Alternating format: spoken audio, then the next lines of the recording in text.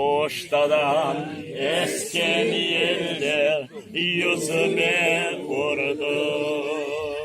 Balalığım keçkelerle göz yaşım düştü.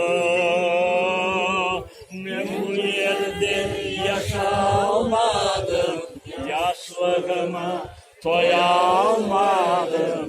Vatanıma hasret oldum ey güzel kızım.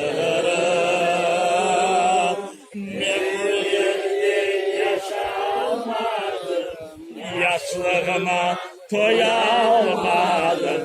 Vatanıma hasret oldum ey güzel kızım.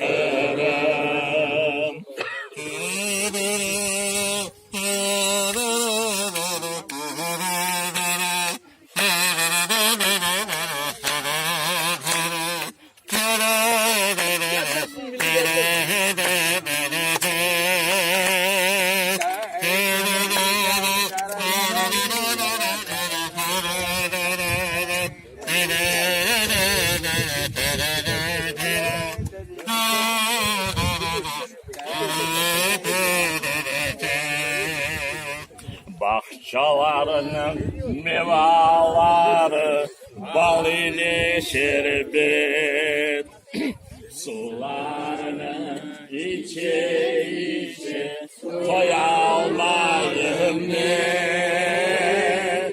Ben bu evde yaşamadım, bu yerinde yaşamadım.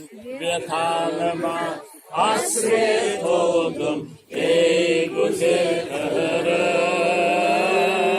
Ben bu evde yaşamadım, yaşlığıma doyamadım.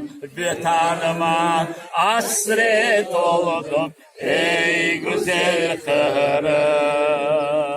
Ben bu yerde yaşamadım, yaşlığıma doyamadım.